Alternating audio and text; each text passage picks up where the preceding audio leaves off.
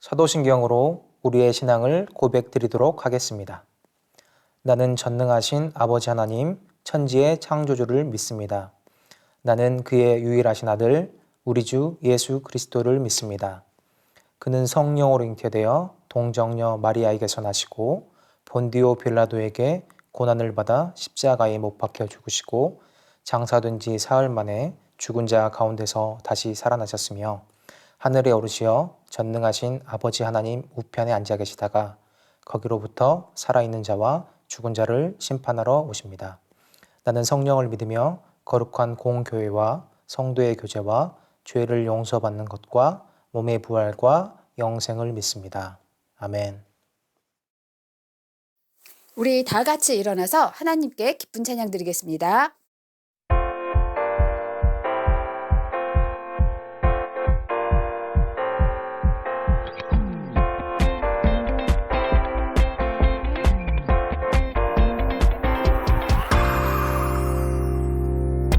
하나님께서 우리에게 보내신 최고의 선물은 바로 당신이에요.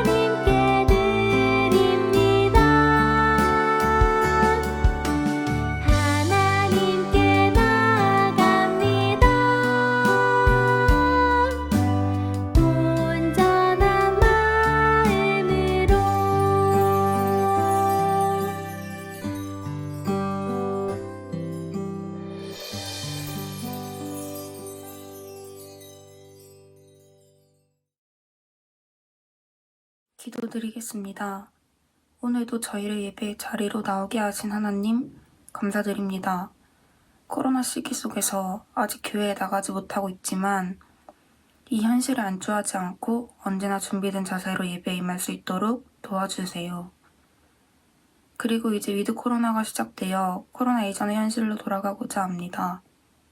이 상황 속에서 더 많은 사상자가 나오지 않도록 저희를 지켜주세요.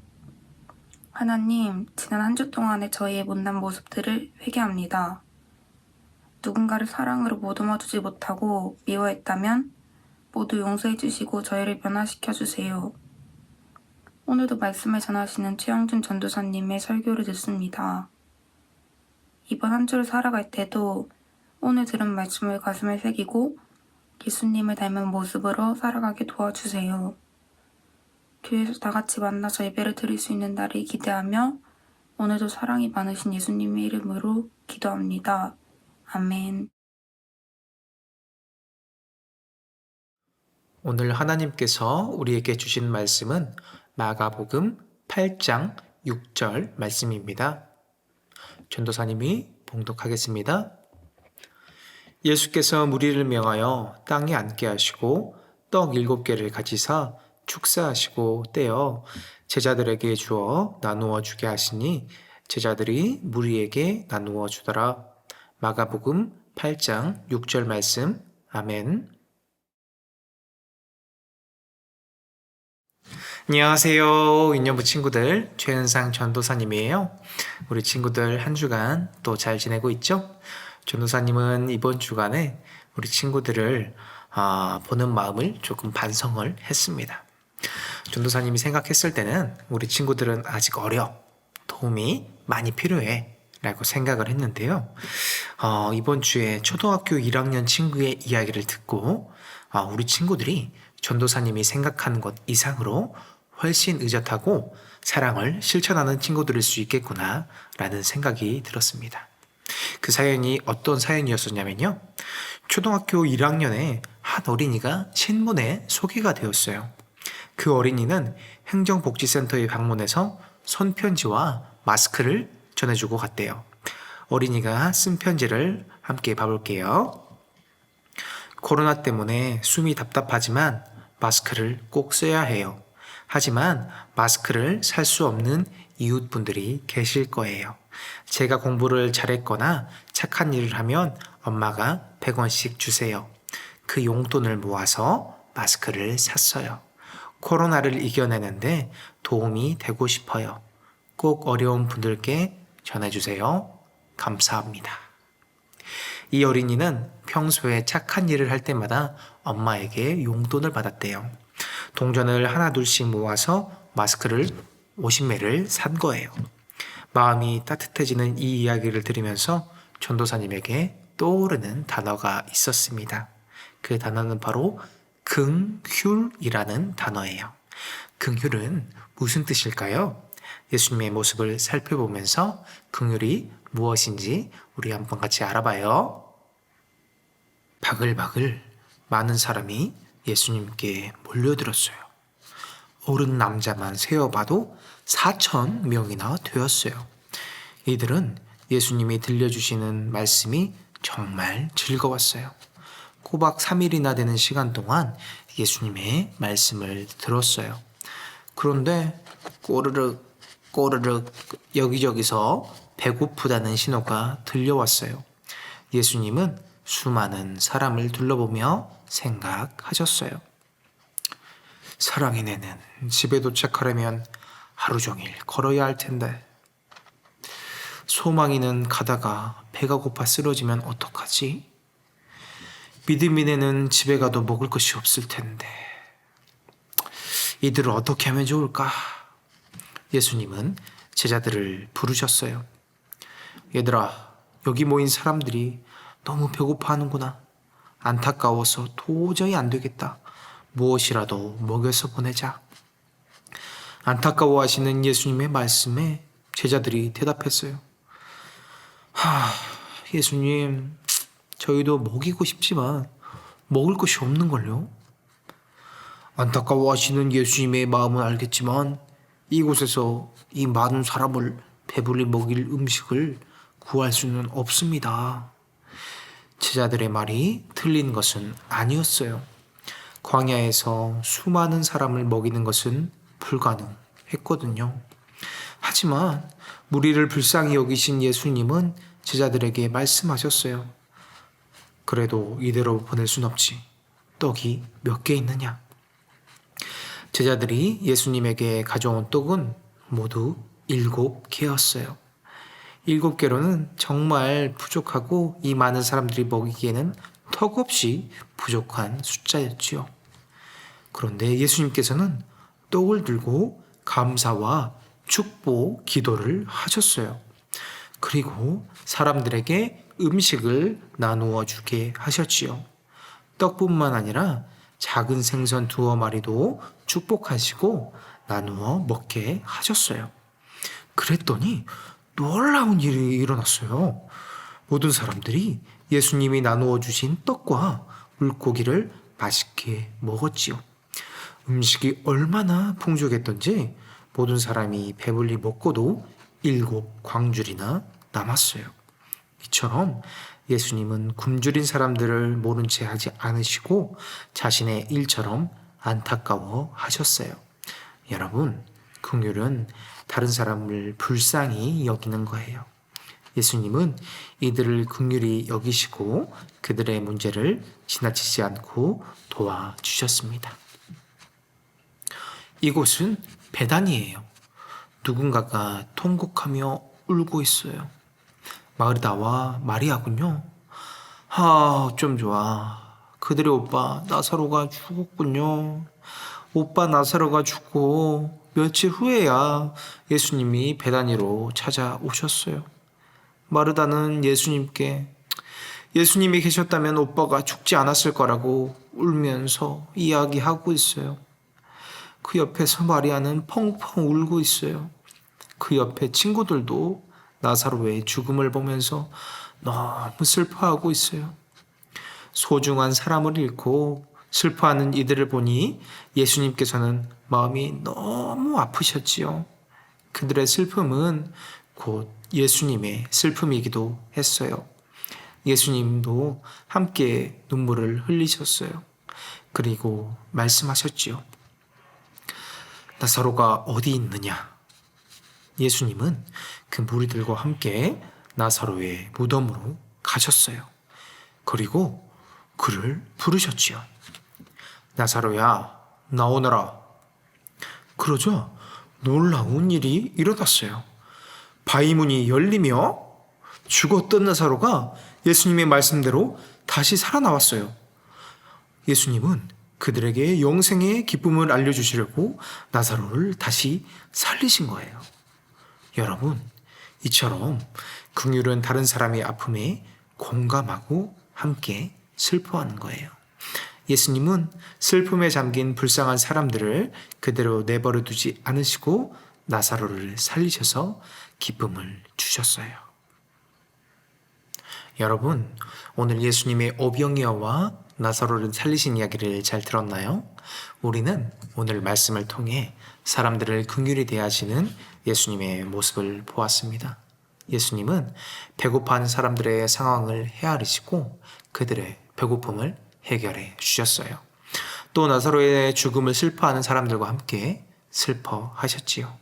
그들의 모습을 보시고 마음 아파하며 함께 우셨어요. 이처럼 긍휼은 다른 사람이 처한 어려움을 모른 척하지 않고 불쌍하게 여기는 거예요. 불쌍하게 여긴다는 것은 단순히 그 사람을 가엾게 여긴다는 것이 아니에요. 그 사람의 어려움을 나의 어려움으로 여기고 공감하는 마음을 갖는다는 거예요. 그리고 그 사람에게 닥친 어려움을 적극적인 행동으로 돕는 것까지 포함된답니다. 예수님께서 이렇게 하신 것처럼 말이에요. 예수님은 사람들에게 긍휼한 마음을 가지시고 그 사람들의 어려움을 예수님의 방법으로 해결해 주셨습니다. 어떻게 하면 우리도 예수님처럼 이런 긍휼의 마음을 가질 수가 있을까요? 다른 사람을 긍휼히 여기는 마음은 저절로 갑자기 생기는 것이 절대 아니에요. 먼저 우리 주위에 있는 사람들을 살펴봐야 해요. 우리 주변에는 몸이 아픈 사람도 있고 외롭거나 슬픔에 빠져 있는 사람이 있습니다. 그저 그 사람들을 불쌍하다는 생각만으로 하면 안 되고 그 사람들을 사랑하는 마음으로 살피고 도와줘야 해요. 예수님은 4,000명이나 되는 무리의 배고픔과 나사로의 죽음으로 인한 슬픔을 해결해 주셨어요. 우리도 어려움에 처한 이웃을 도와줄 수 있어야 합니다. 그리고 우리의 능력으로 도와줄 수 없을 때에는 그 사람을 위해서 하나님께 기도해야 해요. 이것이 긍휼이고요. 하나님께서는 여러분의 긍휼한 마음을 보시고 기뻐하십니다. 전도사님은 효성영광교회에 와서 여러분을 만난 것이 너무 기쁘고 정말 감사한 일인데요. 전도사님이 처음에 효성영광교회에 왔을 때 전도사님이 이런 긍휼의 마음을 갖게 하신 것을 알게 되었습니다. 처음에 우리 교회에서 왔을 때 전도사님이 처음 했던 일이 어려운 이웃들을 위해서 쌀을 배달하는 일이었어요. 그러다가 한 집사님 댁에 그 쌀을 배달해 드리는데요. 그 집사님은 조금 몸이 불편하셨어요. 그래서 전도사님이 그 5층까지 쌀을 들고 옮겨다 드렸는데 그 집사님께서 같이 따라와 주셨어요. 전도사님은 괜찮다고 했는데 여기까지 올라오시면 너무 힘드시니까 제가 가겠습니다 라고 했는데도 거기까지 같이 따라와 주셨어요. 그리고는 주머니에서 이렇게 돈을 꺼내시면서 저에게 주시려고 하는 거예요. 그런데 전도사님이 눈물이 핑 돌았어요. 아닙니다. 제가 이렇게 하는 것이 제 일입니다 라고 하면서 그 돈을 받지 않고 그분의 마음만 받고 다시 걸어서 내려왔는데 정말 너무 감동이 됐어요.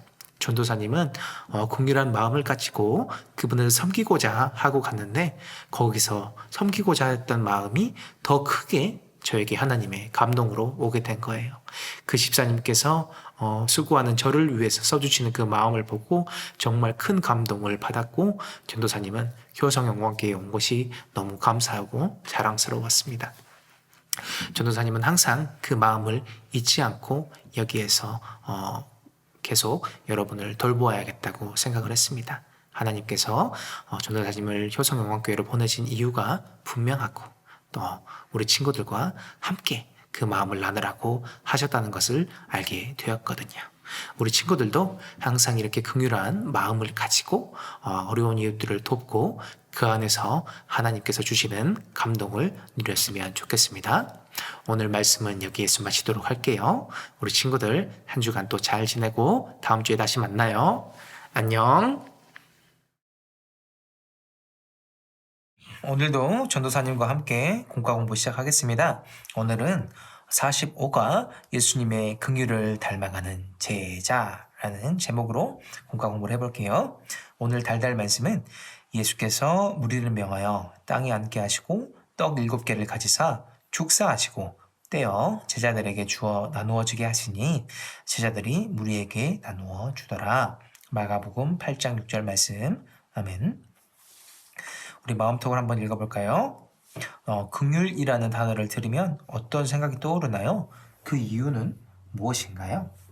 우리 친구들 긍휼이라는 단어를 들었을 때 어떤 색깔이 생각이 나고 어떤 마음이 드나요? 전도사님은 빨강색이 생각났습니다.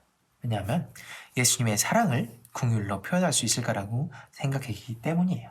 그래서 빨강색이 생각이 납니다. 우리 밑에 성경 이야기를 한번 읽어볼게요. 바글바글 4,000명이나 되는 큰 무리는 광야에서 예수님의 말씀을 듣기 위해 모였어요. 꼬르륵 3일 동안 아무것도 못 먹은 사람들은 배가 너무 고팠어요. 예수님은 배고파하는 무리를 불쌍하게 여기셨어요. 긍휼한 마음을 가지신 예수님은 사람들을 위해서 떡 7개와 작은 생선 2마리를 가지고 축복과 감사 기도를 드리셨어요. 그리고 무리에게 나누어 주셨지요. 그러자 모두 배불리 먹고도 7강주리가 남는 놀라운 일이 일어났어요. 우리도 예수님처럼 긍휼한 마음을 가지고 예수님의 사랑을 나누며 살아가요. 우리 말씀톡을 이어서 풀어볼까요? 예수님은 배고픈 무리에게 어떤 마음을 가지셨나요? 답은 긍휼한 마음입니다. 예수님의 말씀을 듣기 위해서 수많은 무리가 몰려들었어요. 하루, 이틀, 3일 예수님의 말씀을 들은 지 3일째 꾸르륵 소리가 여기저기서 들렸어요. 그들에게는 먹을 것이 없었거든요. 예수님은 무리의 배고픔을 지나치지 않으셨어요. 배고픈 무리를 보시고 불쌍히 여기셨죠. 예수님은 그들을 불쌍하게 생각하는 것에 그치지 않으셨어요. 배고파하는 사람들의 심정을 헤아리며 안타까워하셨고 그 사람들을 도우셨습니다. 다른 사람의 상황을 헤아리고 필요한 도움을 주는 것이 바로 긍휼이에요. 예수님의 긍휼 덕분에 모두가 배불리 먹는 기적을 경험했어요. 긍휼은 생각만으로 그치는 것이 아니라 행동으로 이어지게 된답니다. 밑에 삶으로 톡을 같이 볼까요? 예수님이 주신 긍휼한 마음으로 내가 다가가야 할 사람은 누구인가요? 어떤 사람도 있을까요? 우리 가족도 있을 거고요. 우리 친구도 있을 거고요. 우리 옆집에 이웃 사촌도 있을 겁니다. 여러분이 지금 말한 것처럼 주변을 둘러보면 내가 긍휼한 마음을 가져야 할 이웃들이 정말 많아요. 그냥 지나치지 말고 이웃들을 주의 깊게 한번 살펴보세요. 그리고 예수님처럼 긍휼한 마음으로 다가가서 그분들을 지켜보세요. 다른 사람의 아픔과 슬픔을 나의 일처럼 여기면서 관심을 가지고 도와줘야 합니다. 오늘 말씀을 기억하면서 예수님의 긍휼한 마음을 닮아가는 우리 유년부 친구들이 되기를 바랄게요. 우리 다음 장으로 넘어가 보겠습니다. 궁금해. 오늘은 예수님의 긍휼에 대해 알아보았어요. 긍휼이라는 단어가 참 어려웠죠? 긍휼을 검색해서 다양한 뜻을 한번 알아볼까요? 1번 국어사전에서는 긍휼을 불쌍히 여겨 돌보아줌이라고 되어 있습니다. 한자 사전에서 긍휼은 가엽게 여기서 돕는 것을 말하고요. 긍이라는 한자만 먼저 보면 불쌍히 여기다, 괴로워하다, 아끼다. 휼이라는 단어를 보면 불쌍하다, 돌보다, 사랑하다. 그러니까 가볍게 여기서 돕는 것이 긍휼이라고 할 수가 있겠네요. 영어 사전을 보면 compassion이라고 되어 있습니다. 이걸 긍휼, 함께 고통을 느끼다. 그런 말이군요. 영어로는. 그래서 come, 함께, passion, 고통, 고난을 합쳐서 compassion이라는 단어가 나왔고 이것이 함께 고통을 느끼다라고 하는 거라네요. 긍휼의 뜻을 살펴보니까 긍휼은 불쌍히 여기는 것으로 끝나지가 않아요. 상대방의 아픔에 함께 고통을 느끼며 돕는 거예요. 긍휼은 바로 예수님의 마음이에요. 예수님은 배고파하는 무리들의 상황을 자신의 일인 것처럼 안타까워하셨고 예수님이 하실 수 있는 방법으로 모두가 배불리 먹도록 도우셨습니다. 우리 머리에 쏙 한번 같이 풀어볼까요? 웅성웅성 예수님에게 많은 사람들이 몰려들었어요. 여기저기서 소리가 들려오네요. 예수님의 목소리도 들려요. 말씀을 기억하며 예수님의 목소리인 말풍선에는 동그라미를, 예수님의 목소리가 아닌 말풍선에는 X를 해보세요. 예수님 목소리에 귀를 쫑긋 집중하며 시작! 여기에는 전도사님은 색연필을 한번 써보겠습니다.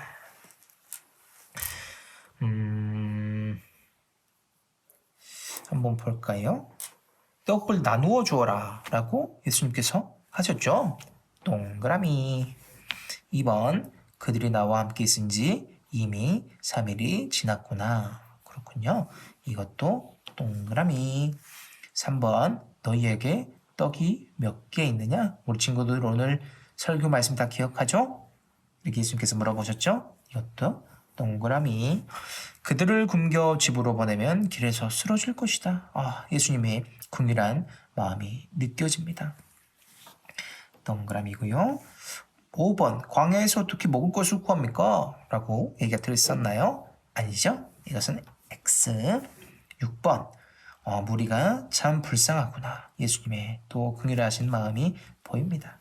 그리고 7번 멀리서 온 사람들도 있단다. 이렇게 다 동그라미고 5번만 제외하고는 다 동그라미였네요.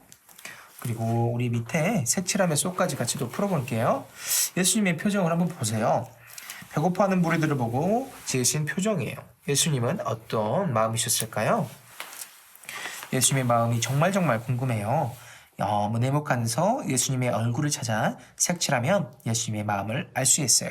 쓱싹 색칠해 보세요. 우리 한번 색칠해 볼까요? 예수님 어디 계신가요?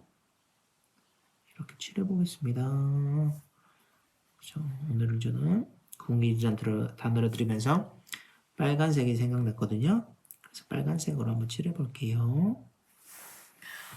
예수님의 얼굴만 칠하는 거예요.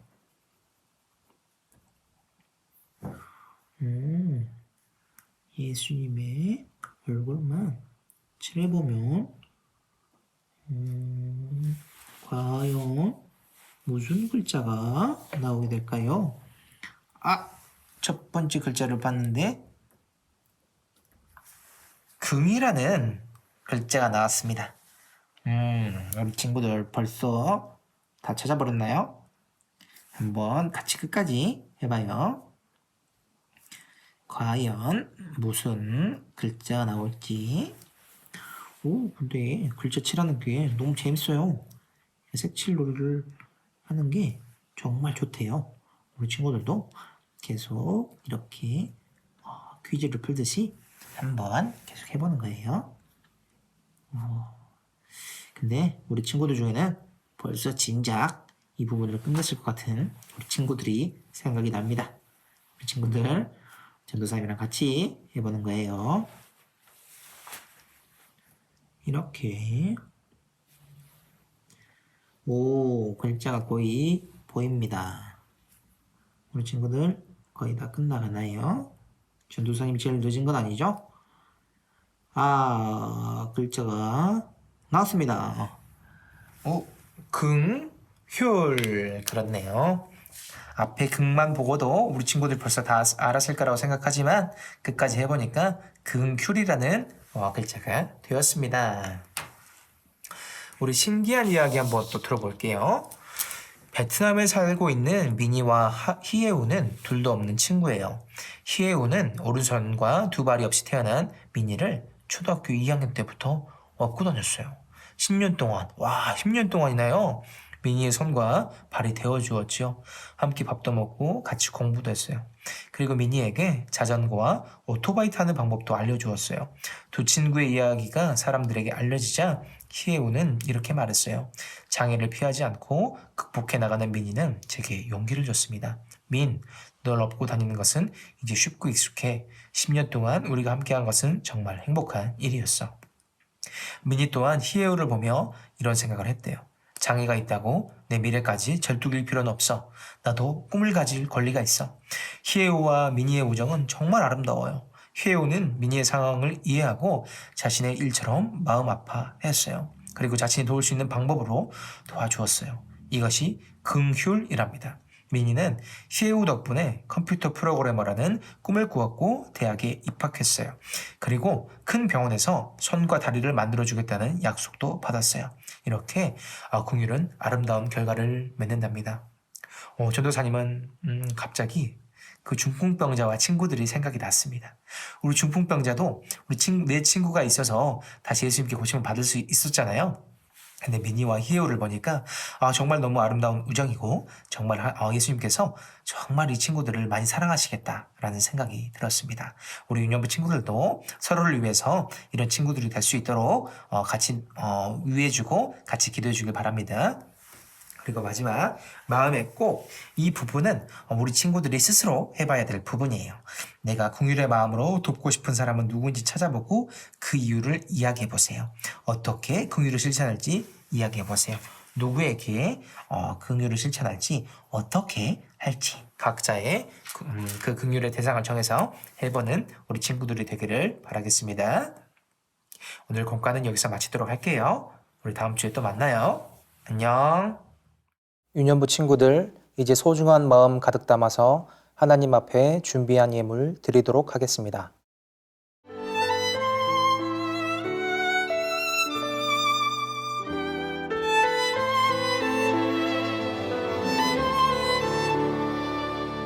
가장 소중한 마음을 하나님께 드려요. 마음 깊숙이 고이 간직한 소중한 마음을 드려요.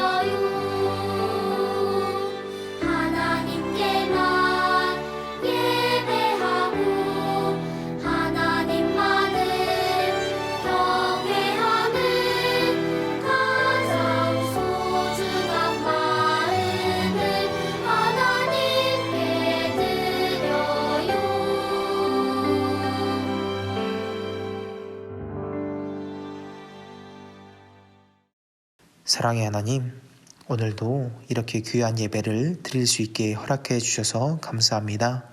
주님, 오늘은 긍휼을 배웠습니다. 우리가 어려운 이웃들을 보고 행동으로 옮길 수 있는 귀한 하나님의 자녀로 살아갈 수 있게 우리에게 힘 더하여 주세요.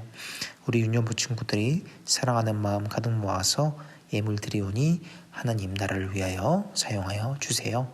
예수님의 이름으로 기도드립니다. 아멘. 이 시간 다 함께 주님이 가르쳐 주신 기도를 드리도록 하겠습니다. 하늘에 계신 우리 아버지, 아버지의 이름을 거룩하게 하시며 아버지의 나라가 오게 하시며 아버지의 뜻이 하늘에서와 같이 땅에서도 이루어지게 하소서. 오늘 우리에게 일용할 양식을 주시고 우리가 우리에게 잘못한 사람을 용서하여 준 것 같이 우리 죄를 용서하여 주시고 우리를 시험에 빠지지 않게 하시고 악에서 구하소서. 나라와 권능과 영광이 영원히 아버지의 것입니다. 아멘.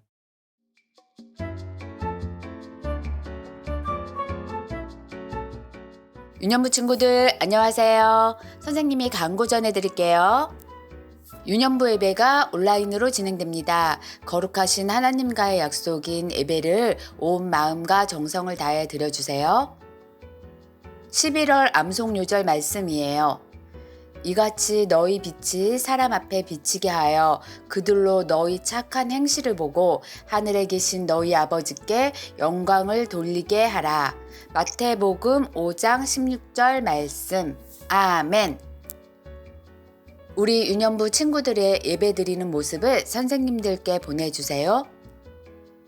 유년부 친구들과 가정의 기도 제목을 전해주면 전도사님과 선생님들이 함께 기도할게요. 매주 금요일 저녁 8시에 말씀 읽는 금요일 유튜브 라이브에서 만나요. 긍휼의 마음을 가지고 이웃을 도와주는 우리 친구들이 되길 바랍니다. 샬롬!